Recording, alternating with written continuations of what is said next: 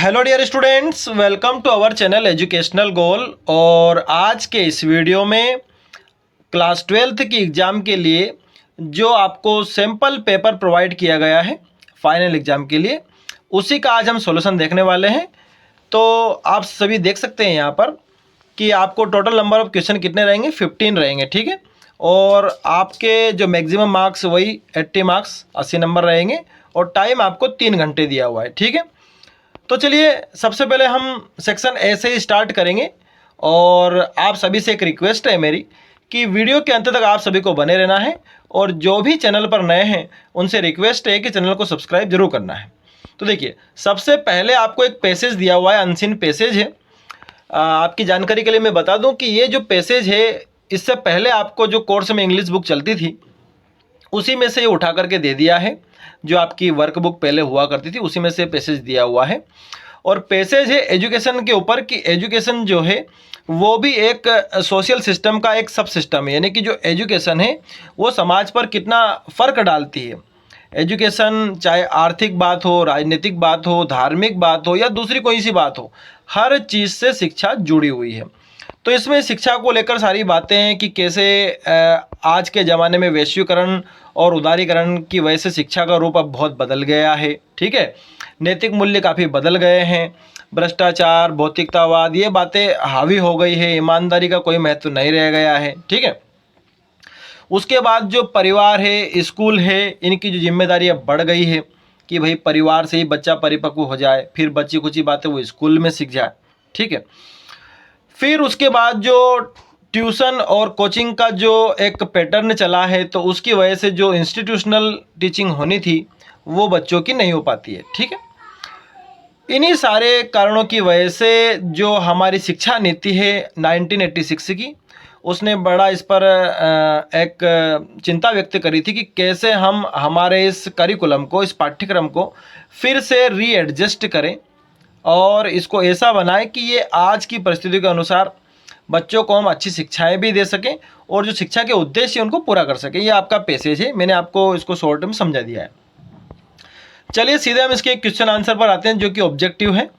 तो देखिए, वैसे तो मैंने यहाँ लगा रखे हैं इनके आंसर, लेकिन आपको मेरे साथ इनको समझना चाहिए। तो देखिए, पहला क्वेश्चन है कि व्हाट इज ए सब system of the wider social system, कि जो वृहत समाज है उसका छोटा हिस्सा क्या है, तो एजुकेशन है, ठीक है।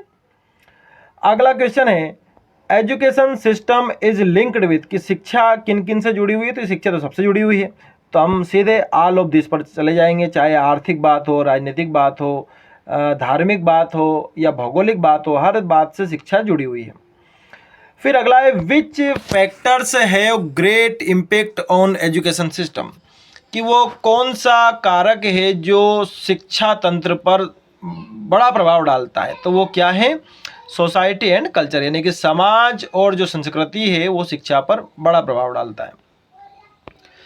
फिर आगे है what are the main cause of momentous changes in its value system, कि आज जो मूल्यों में बदलाव आया है उसका प्रमुख कारण क्या है। तो मैंने आपको कहा था कि जो ग्लोबलाइजेशन और मॉडर्नाइजेशन की बात हुई है, इसकी वजह से आज वैल्यू सिस्टम में काफ़ी बदलाव आ गया है, ठीक है।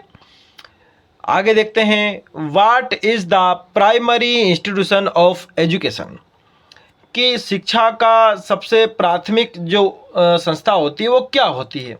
तो देखिए, वो तो घर ही होती है। तो पहली शिक्षा बच्चों को कहाँ मिलती है, घर ही मिलती है, ठीक है। तो होम पर जाएंगे हम। फिर अगला है give the word from the passage that gives the meaning of pleasant, कि उस शब्द को आपको छांटना है जिसका पैसेज में मतलब क्या दिया हुआ है, आनंददायी, अच्छा। तो देखिए वो क्या है, कंजेनियल, ठीक है। वो शब्द क्या है, कंजेनियल है।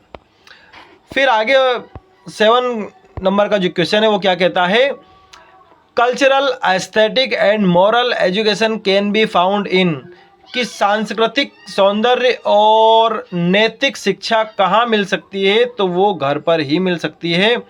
तो इसलिए हम जाएंगे ऑप्शन सी पर, ठीक है। आगे देखते हैं what is the rival of institutional teaching, कि आज जो इंस्टीट्यूशनल टीचिंग होनी चाहिए उसका विरोधी सबसे ज़्यादा क्या है, तो वो प्राइवेट ट्यूशन है। ठीक है, अगर आप पैसेज पढ़ेंगे तो आप इस लाइन को वहाँ पर देखेंगे कि प्राइवेट ट्यूशन की वजह से इंस्टीट्यूशनल टीचिंग जो है वो काफ़ी पीछे छूट गई है। फिर अगला है the national education policy 1986 emphasise on, कि जो राष्ट्रीय शिक्षा नीति 1986 है वो किस बात पर जोर डालती है, तो वो पाठ्यक्रम को फिर से एडजस्ट करने पर जोर डालती है, री एडजस्टमेंट इन करिकुलम। फिर आगे देखते हैं the noun form of economics, कि इकोनॉमिक्स शब्द का नाउन फॉर्म क्या होता है, तो वो होता है इकोनॉमी होता है। ठीक है, तो हम जाएंगे बी वाले पर। तो ये सारे मैंने अच्छे से पढ़ करके आपको इनके आंसर बता दिए हैं। ठीक है, अब आगे बढ़ते हैं हम दूसरे क्वेश्चन पर। आप सभी को पता है कि दूसरा जो क्वेश्चन होता है वो नोट मेकिंग के लिए होता है, और नोट मेकिंग में हमें आज पैसेज मिला है होम्योपैथी, है ना। जैसे एक एलोपैथी होती है ना, एक आयुर्वेद होता है, एक उसी प्रकार एक होम्योपैथी भी एक इलाज का एक तरीका है। उसके ऊपर पूरा पैसेज है कि इसकी शुरुआत कब हुई, किसने इसकी शुरुआत करी, है ना, और भी ये कैसे काम करती है, क्या इसके सिद्धांत हैं, ये सारी बातें इस पैसेज में दी हुई है। और हमसे प्रश्न में पूछा गया है कि आपको नोट्स बनाना है और एक टाइटल देना है। तो चलिए मैं सीधा इसका आपको नोट्स दिखा देता हूँ। तो ये देखिए ज़रा, यहाँ पर मैंने आप सभी को बताने के लिए कि भाई कैसे नोट्स बनता है, मैंने यहाँ तैयार कर दिया है। यहाँ आप देख रहे हैं टाइटल होम्योपैथी हमने लिया है और सामने लिखा है प्रिंसिपल्स एंड यूजेस, मतलब इसका क्या सिद्धांत है और कैसे इसको उपयोग में लाया जाता है। तो देखिए, पहली हेडिंग हमने ली है डेफिनेशन एंड ओरिजिन, यानी कि होम्योपैथी की परिभाषा क्या होती है और इसका उद्भव कहाँ से हुआ, इसका ये स्टार्ट कहाँ से हुई। फिर अगला इसके प्रिंसिपल्स कि भाई कैसे काम करती है। ठीक है, उसके पॉइंट्स बना दिए, सब पॉइंट्स बना दिए हमने। फिर आगे हमने लिए हमारी अगली हेडिंग, ये इसको 3rd नंबर आप डाल लेना, ये गलती से हो गया है, रेमेडी प्रिपरेशन, कि भाई उपचार के जो तरीके हैं वो क्या हैं। फिर उसके बाद इसके यूजेस क्या है, इसको आप 4 नंबर डाल लेना। ठीक है, इनको आप ठीक कर लेना, बाकी जो पॉइंट्स है वो अंदर बिल्कुल सही है। फिर रेमेडी के तरीके कौन कौन से, यानी कि टेबलेट के रूप में भी आपको होम्योपैथी की दवाई मिल जाएगी, लिक्विड रूप में मिल जाएगी, है ना, और जो ऑइंटमेंट होते हैं उसके रूप में भी आपको, मलहम के रूप में भी इसकी दवाई मिल जाएगी। तो ये हमारा क्या हो गया है, इसका नोट मेकिंग हो गया। इसको मैं एक बार फुल करके दिखा देता हूँ आपको। ये इसको अगर हम फुल करें तो ये ऐसे है ना, सिस्टमेटिक होना चाहिए, हेडिंग होना चाहिए और उसके पॉइंट्स होना चाहिए। ठीक है, अब हाँ, ये इस तरह से आप देख सकते हैं। ठीक है, अब हम आगे बढ़ते हैं फिर से। अब आ जाता है सेक्शन बी, और सेक्शन बी में यहाँ पर हमारा पहला प्रश्न है कि आप को एक बैग मिला है प्लेग्राउंड पर और आपको एक नोटिस बनाना है 4 नंबर का। ये ऑलरेडी हमारे चैनल पर अपलोड है ये नोटिस, तो इसलिए हम इसको यहाँ बता नहीं रहे, आप जा करके देख सकते हैं। हाँ, इसके अथवा में एक पोस्टर आया है से नो टू जंक फूड, यानी कि जंक फूड को ना कहना है, इसका जरूर हमने बनाया है, तो आप सभी देख लीजिए उसको।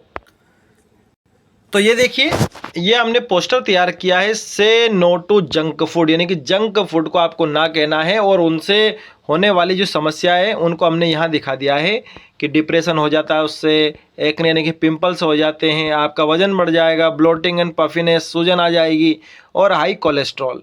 ये सारे किसके परिणाम हैं, जंक फूड खाने के परिणाम हैं। तो ये हमारा पोस्टर हो गया, ये भी 4 नंबर में हमसे पूछा था। ठीक है, आगे देखते हैं, अगले क्वेश्चन की ओर बढ़ते हैं हम। देखिए, आगे जो क्वेश्चन है ये आपसे लेटर पूछे हैं और ये लेटर ऑलरेडी हमारे चैनल पर अपलोड हैं, इसलिए हम इनको यहाँ बता नहीं रहे हैं, सीधे हम अगले क्वेश्चन की ओर बढ़ते हैं। यहाँ पर ट्रेन एक्सीडेंट की एक रिपोर्ट आपसे पूछी है कि बस और ट्रेन की टक्कर हुई है, लोकेशन उसमें बताना है, जो कैजुअलिटीज़ हुई है उनके बारे में बताना है, कितने मरे घायल इनकी जानकारी देनी है, ब्लड डोनर्स और बाकी लोकल पीपल ने जो हाई अथॉरिटीज़ में जो सहायता करी है उसके बारे में आपको बताना है। ट्रेन और बस का एक कोलिजन है। ठीक है, तो देखते हैं इस रिपोर्ट को। तो ये देखिए, हमने इसकी रिपोर्ट तैयार कर ली है। रिपोर्ट में कुछ नहीं करना होता है, एक टाइटल आपको बनाना होता है। हमने कह दिया bus train collision, 15 killed 50 injured, यानी कि 15 मरे 50 घायल, बस ट्रेन की टक्कर। यहाँ पर आपको एक डेट देनी होती है और उसके साथ आप स्थान भी दे सकते हैं, कहीं पर भी, या तो ऊपर आप स्थान ले लीजिए, नीचे डेट दे दीजिए, है ना। और ये हमने रिपोर्ट तैयार कर दी है ना। रिपोर्ट हम समझाएंगे नहीं, बहुत सरल है, आप स्वयं इसको पढ़ेंगे तो आपको समझ में आ जाएगी। वही बात इसमें लिखी हुई है जो हमको हिंट में दी गई थी। और फिर वीडियो भी लेंदी हो जाएगा, तो आप इसको समझ लीजिएगा। समझ में नहीं आया तो फिर आप बताना, हम इसका अलग से एक सेपरेट वीडियो बनाएंगे। ठीक, देखिए आगे जो क्वेश्चंस हैं वो आपसे आर्टिकल या पैराग्राफ पूछे हैं। इंपॉर्टेंस ऑफ इंग्लिश लैंग्वेज, ये भी हमने चैनल पर अपलोड कर रखा है। वैल्यू ऑफ गेम्स, ये भी चैनल पर अपलोड है। ठीक है, आगे बढ़ते हैं अब हम। देखिए आगे हमें ग्रामर पूछी गई है और सबसे पहले रिक्त स्थान दिए हुए हैं, तो देख लेते जरा इनको। मोहन इज एम ए, देखो एम ए एम, सबसे पहले ध्वनि निकली है स्वर की, स्वर ध्वनि निकली यानी कि एन पर जाएंगे, तो पहले वाले में एन आएगा। ठीक है, अगला जो क्वेश्चन है कि सी डिड नॉट मेक, देखिए नेगेटिव सेंटेंस है, नेगेटिव सेंटेंस में एनी आता है, इसलिए एनी पर जाएंगे हम। फिर थर्ड वाला है व्हेन आई वाज, देखिए पास्ट टेंस का दिया हुआ है, और तो प्रश्न में हमसे कहा है कि जब मैं स्कूल में था मैं कभी फिजिक्स नहीं समझ पाया था, फिजिक्स नहीं समझ सका था, तो हम कुड पर जाएंगे, कैन नहीं लगाएंगे क्योंकि वाज दिया हुआ है इसमें। फिर अगला फोर्थ वाला जो क्वेश्चन है मे आई हेल्प यू, इसमें आप परमिशन मांग रहे हैं, तो मे आप लगा सकते हैं, सबसे बेहतरीन इसमें मे ही रहेगा। फिर अगला है a cat jumped into the river, इसमें इनटू प्रीपोजिशन आएगा क्योंकि केट अभी बाहर है, फिर जब वो सीधा मूवमेंट के साथ दूसरे फेज में इंटर कर रही है, वो पानी में इंटर कर रही है, इसलिए आप इनटू पर ही जाएंगे। ठीक है, फिर अगले छठे वाले में पूछा है कि जहाँ तक जीवन है वहाँ तक उम्मीद है, तो as long as, as long as पर आप जाएंगे, है ना। एज लॉन्ग एज का मतलब यही होता है जहाँ तक जीवन है तब तक उम्मीद है। ठीक है, चलिए आगे बढ़ते हैं।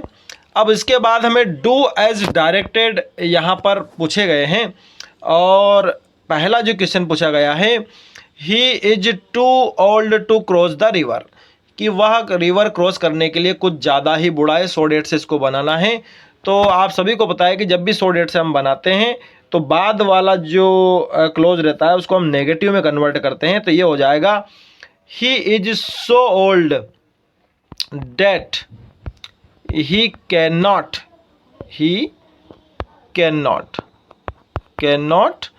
Cross the river. ठीक है, ये ऑलरेडी मैंने इनको बाद में टाइप किया हुआ है, अभी मैं यहाँ समझा रहा हूँ। तो टू को हटा करके आ जाएगा, उसके स्थान पर सो आ जाएगा। ही इज सो ओल्ड और उसके बाद डेट लगाना होता है। फिर से आपको सब्जेक्ट चाहिए होता है तो फिर हम फिर से ही पर आते हैं, है ना, और उसके बाद का जो सेंटेंस होता है वो नेगेटिव होता है। सी नोज मी, इसका आपको पैसिव वाइज बदलना है, तो देखिए जरा, मी तो हो जाएगा आई के साथ लगता है एम क्योंकि प्रेजेंट टेंस का है, आई एम, फिर उसके बाद जो भी वर्ब दी हुई है उसकी third form I am non, और नो वर्ब के साथ बाय नहीं लगता है, टू लगता है, तो I am known to her. ठीक है, I am known to her, ये इसका हो जाएगा पैसिव वॉइस। अगला क्वेश्चन देखते हैं हम। Gopal is my friend, he has topped the merit list, who से जोड़ना है, तो देखिए गोपाल और उसके बाद ही हटा करके यहाँ पर हु लगा देंगे, तो बन जाएगा हमारा Gopal who has topped the merit list is my friend, ये इसको हु से हमने जोड़ दिया। हु ने यहाँ पर काम किस प्रकार से किया है, रिलेटिव कंजक्शन के तौर पर कार्य किया है, तो रिलेटिव क्लोज हमने इसका बना दिया। फिर अगला है as soon as I saw her I knew there was something wrong, as soon as दिया हुआ है और नो सुनर देन से इसको बदला जाता है, तो देखिए नो सुनर किसके स्थान पर आ जाएगा, एज सुन एज के स्थान पर, तो नो सुनर, अब चूंकि ये पास्ट का है तो पास्ट का हमें कैसे पता चला, क्योंकि यहाँ पर सा लगा हुआ है, तो no sooner did I see हर आएगा, और उसके बाद आपको देन लगाना है, ये देन यहाँ पर दिया हुआ है, और उसके बाद दूसरे सेंटेंस को हूबहू लिख देना होता है। ठीक है, इस तरह से बनाते हैं, मैं एक साथ आपको दिखा दूंगा। He purchased a new car, इसको प्रेजेंट कंटिन्यूअस टेंस में बदलना है, तो he is purchasing a new car, ये हो जाएगा इसका प्रेजेंट कंटिन्यूअस टेंस। अगला है he failed he did not study well, so से जोड़ना है, यानी कि परिणाम आपको दिखाना है इसमें, तो हम कहेंगे ही did not study well so he failed, पहले ये वाला आएगा बाद वाला सेंटेंस, फिर आपको सो लगाना है, फिर शुरुआत वाला सेंटेंस यहाँ आ जाएगा कि उसने अच्छी पढ़ाई नहीं करी इसलिए वो फेल हो गया।